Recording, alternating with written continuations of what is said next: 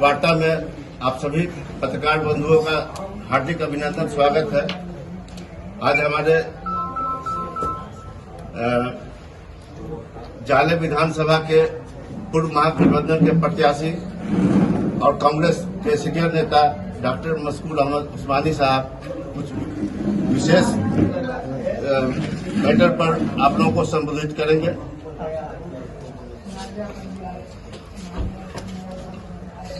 नमस्कार, आदाब।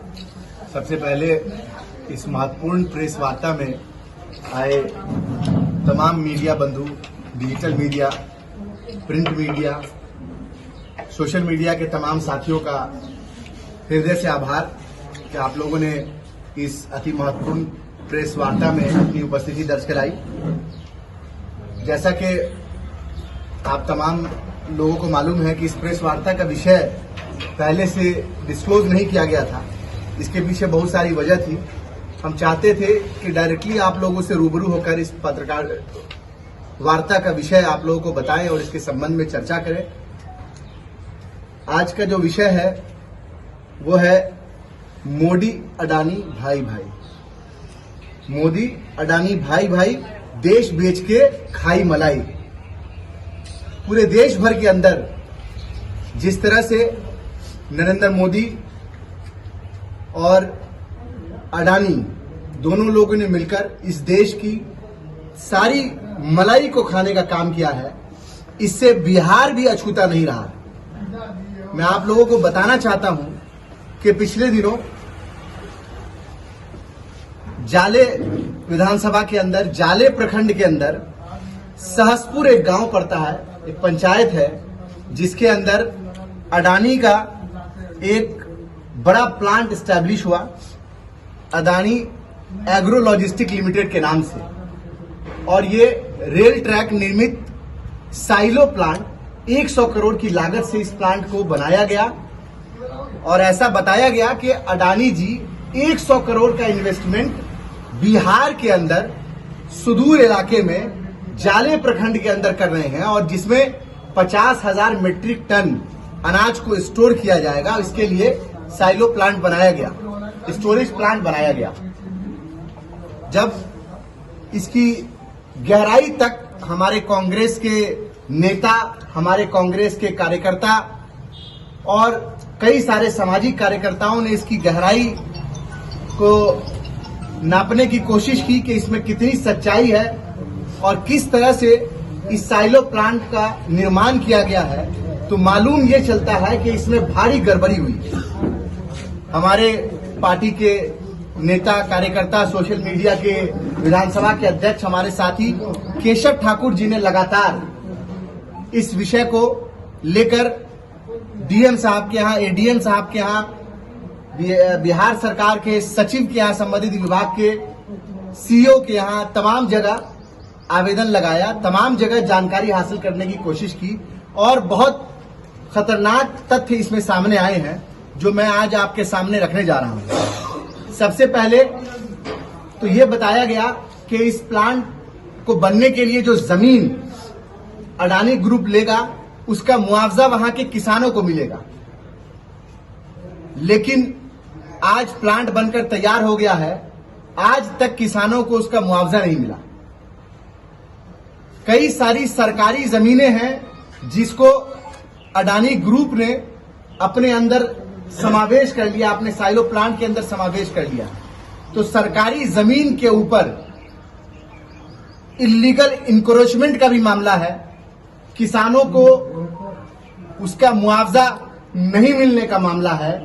साथ ही साथ उस प्लांट के अंदर बिना किसी एनओसी के रोड बनाने का मामला है, बिना किसी एनओसी के रेल ट्रैक बनाने का मामला है, और वो भी सरकारी भूमि के ऊपर ये मामला है। इतना ही नहीं, राजस्व चोरी की जानकारी सामने आ रही है, मनी लॉन्ड्रिंग, पीएमएनएल जैसे चीजें सामने आ रही है, काले धन को प्रयोग करने की बातें सामने आ रही है। और इसमें स्थानीय विधायक जो आज के डेट में बिहार सरकार में मंत्री हैं, वो चीख चीख कर, चिल्ला चिल्ला कर ये कह रहे थे कि अडानी को हम लेकर आए, हम लेकर आए, हम लेकर आए। तो मैं ये पूछना चाहता हूं कि ये इतनी गड़बड़ी जो इस अडानी एग्रो लॉजिस्टिक लिमिटेड के बनने में हुई है, उसको स्थापित करने में हुई है, क्या उसकी जिम्मेदारी आप लेंगे? क्या किसानों को मुआवजा दिलाने के लिए आपने कभी कोई बात की? जब वहां के किसानों ने, जाले के किसानों ने, या जिनकी भूमि थी, जिनकी जमीन थी, जो एग्रीकल्चर लैंड थी, जिस जमीन पर वो खेती करके अपने परिवार का गुजर बसर करते थे, वो जमीन उनसे छीन ली गई, उसको मुआवजा नहीं दिया गया। और जब उन्होंने इसका प्रतिरोध किया, विरोध किया, तो उनके ऊपर एफआईआर करा दिया गया। और ऐसा नहीं है कि किसी एक जात, एक समुदाय के लोग इसमें हैं, तमाम जात, तमाम समुदाय के लोग इसमें हैं। तो मैं ये पूछना चाहता हूं आपके माध्यम से कि ये जो गड़बड़ी हुई और उसका विरोध किया गया, उसके ऊपर एफआईआर भी कर दिया गया। एक व्यक्ति है नितिन, उनके ऊपर गुंडा एक्ट के तहत कार्रवाई की गई। जब कोई किसान इस देश के अंदर अपना हक मांगता है तो उसके ऊपर आप कार्रवाई करते हैं गुंडा एक्ट के अंदर। तो मैं इन्हीं सब बातों को आपके सामने रख रहा हूं। 2-3 जो महत्वपूर्ण चीजें हैं वो मैं आपके सामने रख रहा हूं कि सहसपुर पंचायत के अंदर राजस्व थाना नंबर 5, खाता नंबर 813, खेसरा नंबर 1909 और मौजा जाले खेसरा नंबर 4405, ये गवर्नमेंट की लैंड है, सरकारी भूमि है। इस भूमि को illegally Vedansh infrastructure private limited, जो कि नोएडा की एक कंपनी है, बिचौलिया कंपनी है, और एक पीआरवीएस इंफ्रास्ट्रक्चर प्राइवेट लिमिटेड, ये दोनों कंपनी ने मिलकर इस सरकारी भूमि को इलीगली अडानी एग्रो खेसरा नंबर 4405 मौजा जाले, इसके ऊपर बिना किसी एनओसी के कंस्ट्रक्शन किया गया। सड़क का सरकारी भूमि है, बिना किसी एनओसी के रोड का कंस्ट्रक्शन किया गया, रेलवे ट्रैक का निर्माण किया गया। और आप बोलेंगे कि मेरे बात में कितनी सच्चाई और किस तथ्य के साथ मैं बात कर रहा हूं, तो ये उसके दस्तावेज हैं। इस पे लिखा हुआ है कार्यालय अंचल अधिकारी जाले, कार्यालय अंचल अधिकारी जाले दरभंगा। ये कहते हैं कि जिस जमीन पर रोड बनाई गई, जिस पर रेलवे ट्रैक निर्मित किया गया, जिसकी वाहवाही स्थानीय विधायक सह मंत्री ले रहे हैं, वो सरकारी भूमि है। बिना किसी एनओसी के उस पर रोड बनाया गया, उस पर रेल की पटरियां बिछाई गई। आखिर किस बात की वाहवाही ले रहे हैं?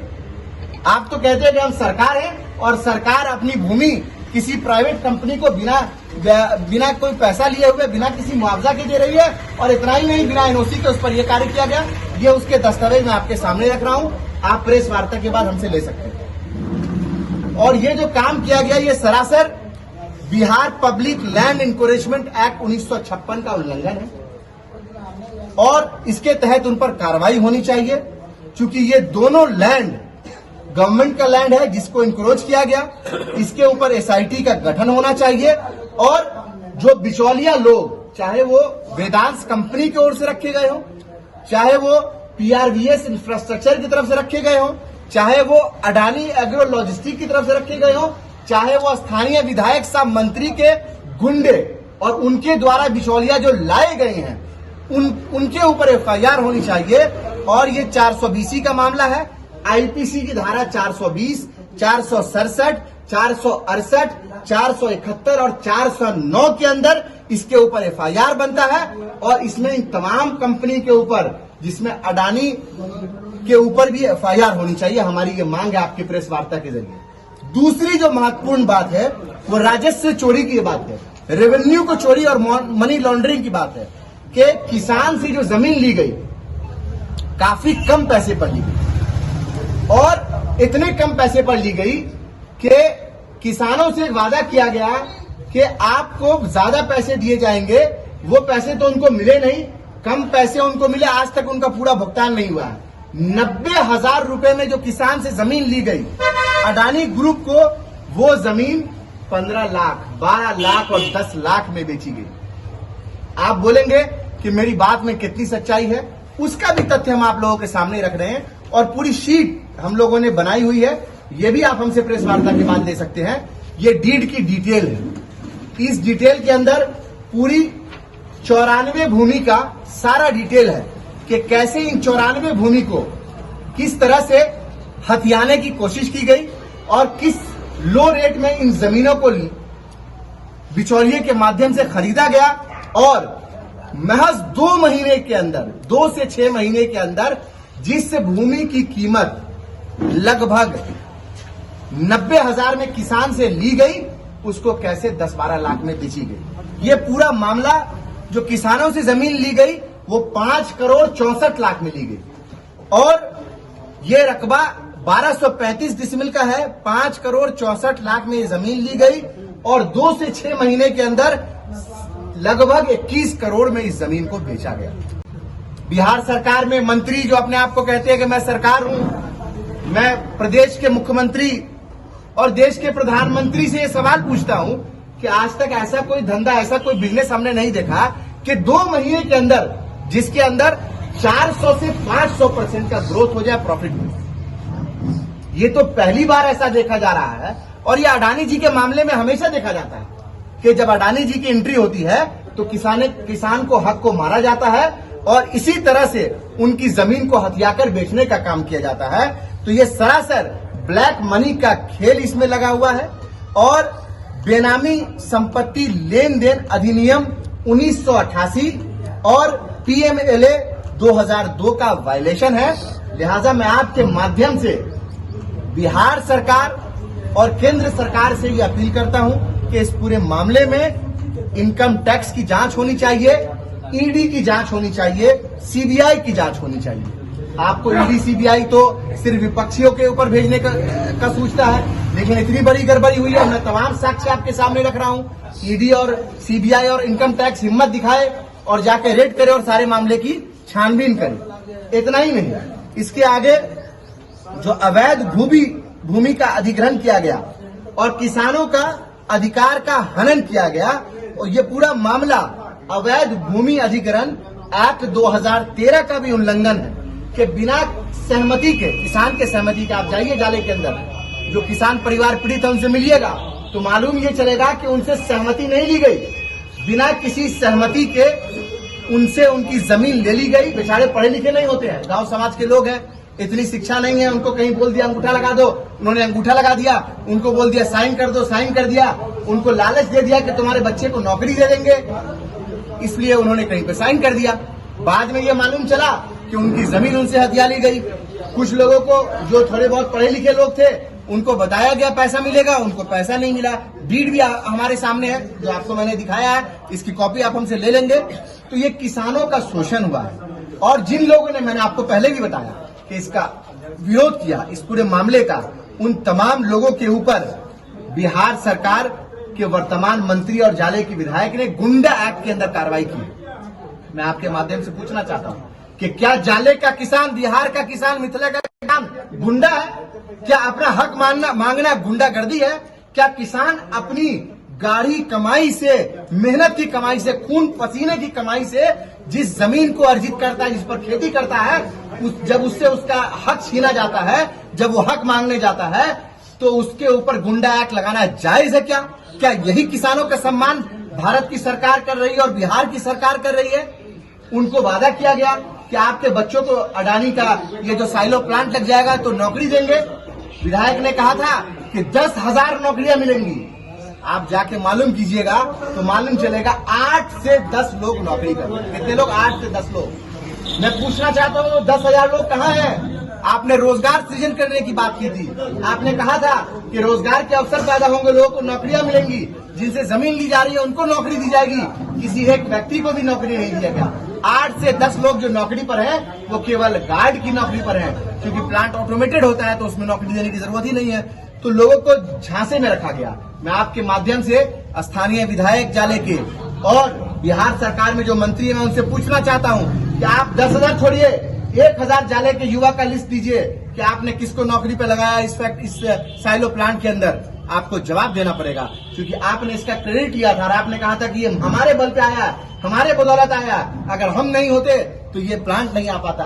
बिल्कुल सही कहा आपने, अगर आप नहीं होते तो किसानों से उसकी जमीन नहीं छीनी जाती, आप नहीं होते तो किसानों के अधिकार का हनन नहीं होता, आप नहीं होते तो यहाँ पर मनी लॉन्ड्रिंग नहीं हो रही होती, आप नहीं होते तो गरीब किसानों के ऊपर गुंडा एक्ट के अंदर कार्रवाई नहीं हो रही होती। साथियों, मैं आपको एक और बात बताना चाहूंगा कि इसमें कई सारे दलाल इन्वॉल्व हैं। इन दलाल के ऊपर जांच होनी चाहिए कि वो किससे लिंक है। जो अभी तक हम लोगों को जानकारी मिली है, क्योंकि पिछले 2 साल से हम लोग इस मामले पर लगे हुए हैं और इस मामले में पूरे साक्ष्य को इकट्ठा करके आज आपके सामने प्रेस कॉन्फ्रेंस कर रहे हैं। इससे पहले भी हम लोगों ने इसका विरोध किया था, लेकिन साक्ष्य हमारे पास नहीं थे। साक्ष्य अभी हमारे पास आ गए हैं। तमाम साक्ष्य के साथ आपके सामने हमने इन चीजों को रखा है। और मैं आपसे ये कहना चाहता हूं कि जो भी दलाल हैं इसमें या जो भी कंपनियां इन्वॉल्व हैं उसके ऊपर जांच होनी चाहिए और उनके ऊपर गुंडा एक्ट में कार्रवाई होनी चाहिए। आखिरी बात जो मैं आप लोगों के सामने रखना चाहता हूं कि ये तमाम मामले में जो प्रशासन है उसकी लापरवाही नजर आती है।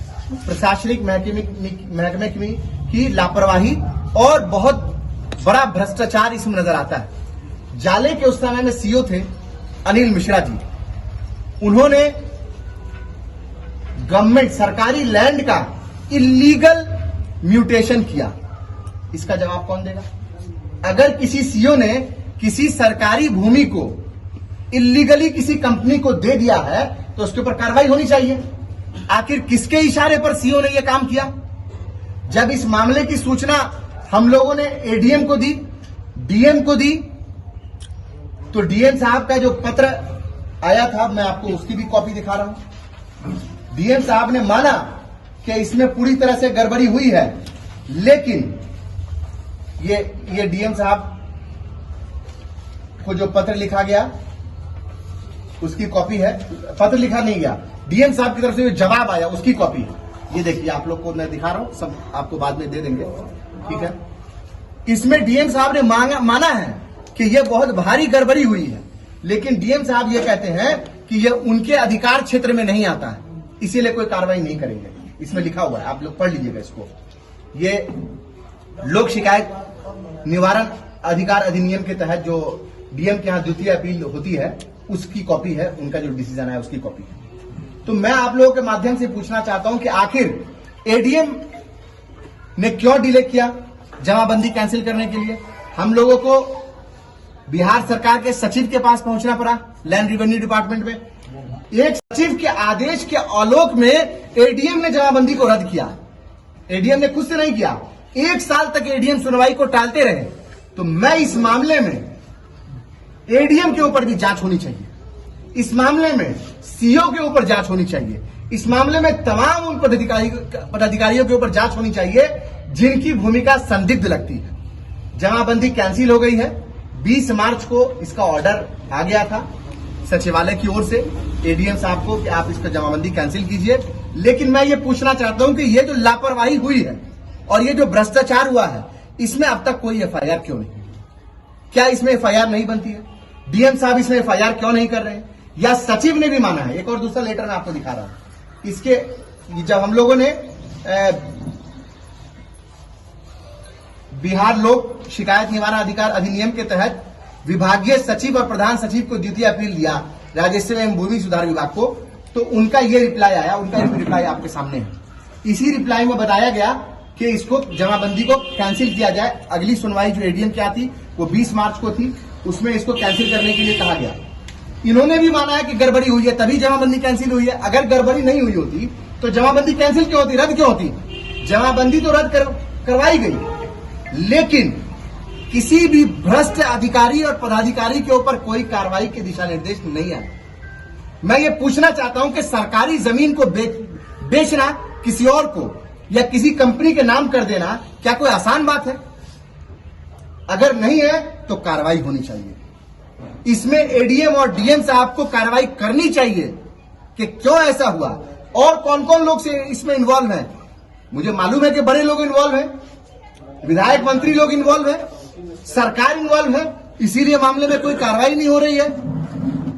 अगर इन्वॉल्व नहीं होते तो जाले के विधायक और वर्तमान में जो मंत्री हैं वो उनको पैसा कहां से आता कि नर्सिंग कॉलेज खोलते अपना बैठ के?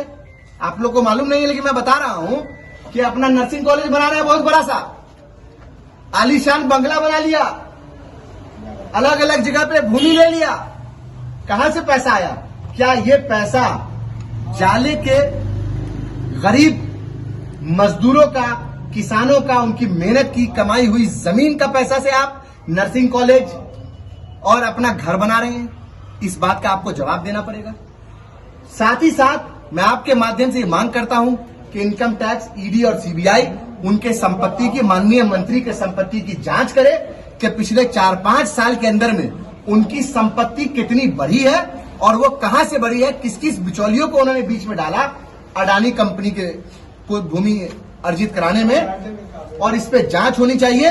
दूध का दूध और पानी का पानी हो जाएगा। एक और आखिरी बात के साथ मैं अपनी बात को खत्म करूंगा कि जो जमीन खरीदी गई वो जमीन एग्रीकल्चरल लैंड थी, और जब उसको किसी ने बिचौलिए ने खरीदा, किसी बिचौलिए कंपनी ने खरीदा, 2-3 कंपनियां इन्वॉल्व थी, वेदांश और पीआरबीएस और भी कई सारी कंपनी इन्वॉल्व थी। इन्होंने एग्रीकल्चरल लैंड खरीदा, कृषि की भूमि खरीदी, और जब इसको बेचा तो ये दिखाया कि ये कॉमर्शियल लैंड है, ये दिखाया कि ये रेसिडेंशियल लैंड है। तो मैं आपके माध्यम से जानना चाह रहा हूं कि जब एग्रीकल्चरल लैंड को कोई व्यक्ति खरीदता है या कोई कंपनी खरीदती है तो उस पर रेसिडेंशियल कार्य करने से पहले या कॉमर्शियल कार्य करने से पहले उस जमीन का सीएलयू होता है, जिसको हम बोलते हैं चेंज इन लैंड यूज। तो क्या सीएलयू हुआ? जब आप जानकारी लेंगे तो आपको मालूम चलेगा कि चेंज इन लैंड यूज हुआ ही नहीं है। एक तरफ जमीन खरीदी गई, 2 महीने के अंदर बेच दी गई, किसी को 4, किसी को 6 महीने के अंदर बेचा गया बिना किसी चेंज इन लैंड यूज के। आप देखेंगे इस शीट में सब चीजें मेंशन है कि किस तरह से ये जो सोल्ड प्रॉपर्टी आप देखेंगे तो इसमें सब में रेसिडेंशियल लिखा हुआ है। और ये बेचा किसको गया? ये किसान से खरीद के कंपनी को बेचा गया, उस कंपनी ने फिर अडानी को बेचा। तो जब किसान से खरीदा गया तो ये तमाम जो जमीनें थी वो एग्रीकल्चर थी, और अचानक से ये जमीन रेसिडेंशियल और कॉमर्शियल हो जाती है। तो मैं इस प्रेस वार्ता के माध्यम से आप लोगों के बीच यही रखना चाहता हूं, और ये पूछना, ये आखिरी बात, और ये बस यही पूछना चाहता हूं कि आखिर कार्रवाई कब होगी, एफआईआर कब होगा? मैंने तो आईपीसी की धारा बता दी कि किस किस धारा के अंदर एफआईआर होना चाहिए, सारा रिसर्च करके आप मीडिया बंधुओं के माध्यम से रख दिया है। उम्मीद करते हैं कि बिहार सरकार, इसमें बैठे पदाधिकारी इस पर संज्ञान लेंगे, सरकार, मुख्यमंत्री महोदय इस पर संज्ञान लेंगे और अपने मंत्री के ऊपर कार्रवाई करेंगे, और इतनी बड़ी वित्तीय अनियमितता को देखते हुए नैतिक तौर पर मंत्री पद से इस्तीफा देना चाहिए जीवेश जी को। बहुत धन्यवाद आपका। ये जो आपकी जमाबंदी कैंसिल का, वो कितना जमाबंदी कैंसिल हुआ? टोटल जमीन का हुआ या उसका रकबा है? इसका रकबा है जो इसमें आपको मेंशन है कि खेसरा नंबर 4405। पूरी जमाबंदी कैंसिल नहीं हुई? पूरी जमाबंदी कैंसिल नहीं हुई है। खेतरा नंबर 4405 का जो है वो आपको इलीगल कब्जा था। 103 डिसमिल जमीन है जिसपे इलीगल कब्जा है, सरकारी जमीन है, उसको किया गया, उसका जमाबंदी कैंसिल हुआ है, और बाकी जो जमीन है